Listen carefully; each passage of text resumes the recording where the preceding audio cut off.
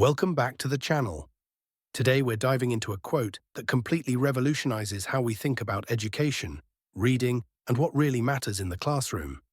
The quote comes from B.F. Skinner, the renowned psychologist and behaviorist, and it goes like this: "We shouldn't teach great books, we should teach a love of reading.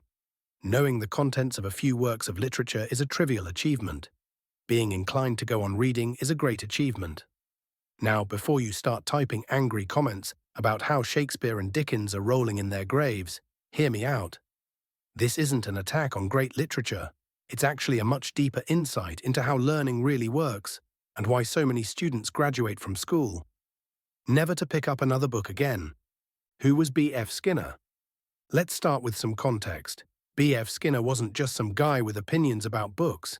He was one of the most influential psychologists of the 20th century, famous for his work on behaviorism and operant conditioning. But what many people don't know is that Skinner was deeply concerned with education and spent considerable time thinking about how we learn and what motivates us to keep learning. Skinner understood something fundamental about human behavior. We repeat actions that bring us pleasure or satisfaction, and we avoid actions that bring us pain or boredom. This principle, simple as it sounds, has massive implications for how we should approach teaching reading. The traditional approach: what's wrong with teaching great books? Let's be honest about what happens in most literature classrooms. Students are handed a copy of Moby Dick or The Great Gatsby and told, "This is important literature, you need to know this." Then they spend weeks dissecting every symbol, analyzing every metaphor, and memorizing themes for tests. Here's the problem. For many students, this approach turns reading into work.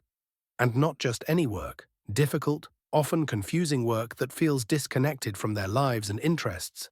The white whale becomes a symbol of obsession, but the student's obsession becomes getting through the assignment, not with the story itself. Think about your own experience. How many of your classmates genuinely enjoyed the books you were forced to read in high school? How many went on to read more classics on their own time?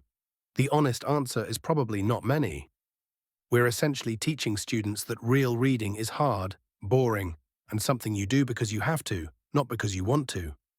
We're creating reading aversion rather than reading attraction. The behavioral psychology behind reading motivation.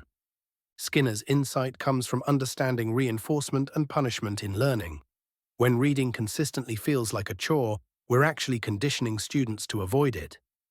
Every time they struggle through a difficult passage they don't understand, every time they're tested on details they don't find interesting, we're creating negative associations with the act of reading itself.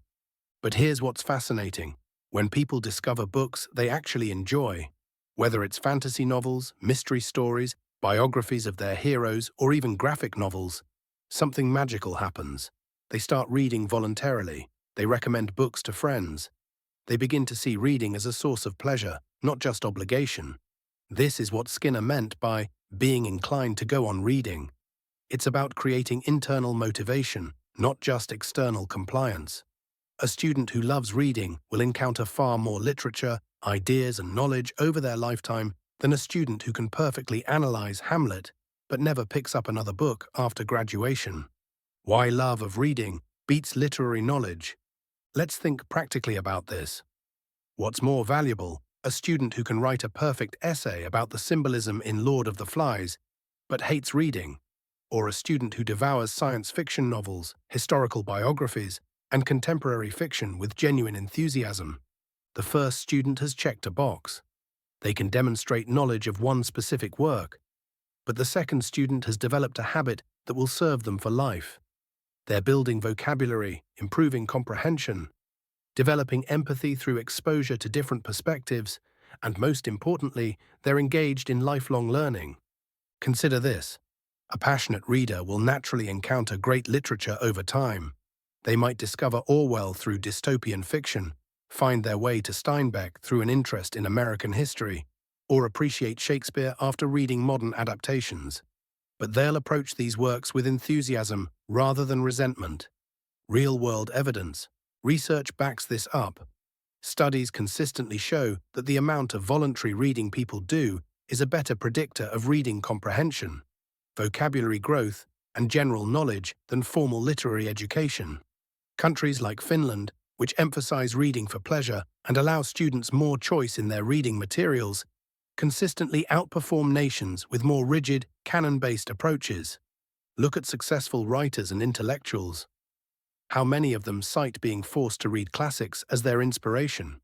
More often, they talk about discovering books that excited them. Maybe it was Harry Potter, the Chronicles of Narnia, or even comic books.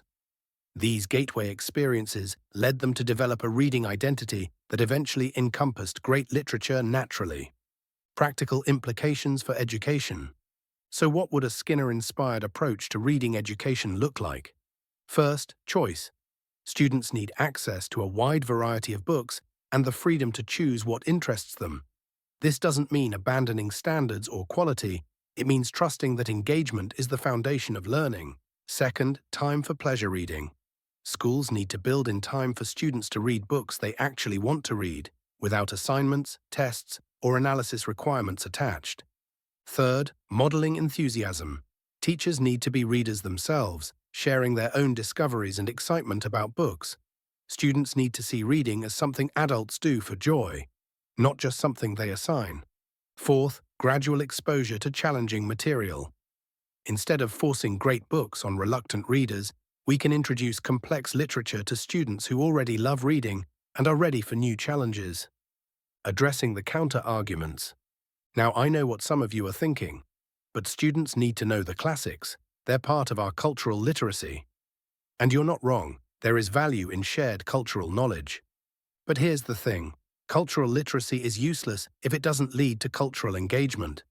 A student who knows Romeo and Juliet because they were tested on it but never reads again is culturally illiterate in any meaningful sense. They're just carrying around dead knowledge.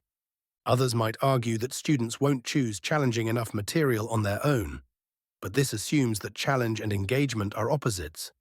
Young people regularly tackle incredibly complex video games, learn intricate details about their interests, and engage with sophisticated media when they're motivated. The key is finding the intersection of challenge and interest. The goal isn't to lower standards, it's to create conditions where students will eventually reach higher standards on their own, driven by genuine curiosity rather than external pressure. The long-term vision. Imagine a generation of students who graduate not with a grudging ability to analyze predetermined texts, but with a genuine love of reading.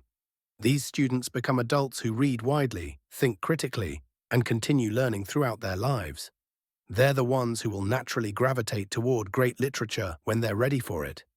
They're also the ones who will create a culture that values reading, supports libraries and bookstores, and passes that love of reading onto their own children. This is how we build a truly literate society, not by forcing everyone through the same narrow curriculum, but by nurturing the spark that makes someone want to keep reading. B.F. Skinner understood something profound about human nature. We become what we practice with pleasure. If we want to create readers, we need to make reading pleasurable. If we want to develop thinkers, we need to make thinking rewarding. If we want students to value literature, we need to help them fall in love with stories first. The contents of specific books are indeed trivial compared to the inclination to keep reading. Because a true reader, someone who has internalized the joy of discovering new worlds, ideas, and perspectives through books, will find their way to whatever literature matters most to them. That's the real achievement we should be aiming for in education. Not compliance, but genuine engagement. Not temporary knowledge, but lifelong learning. Not students who can perform literacy, but students who are literate in the deepest sense. Those who see reading as a pathway to understanding themselves and their world. What do you think? Have you experienced this in your own education? Let me know in the comments below, and don't forget to subscribe if you enjoyed this deep dive into educational psychology. Until next time, keep reading, whatever brings you joy.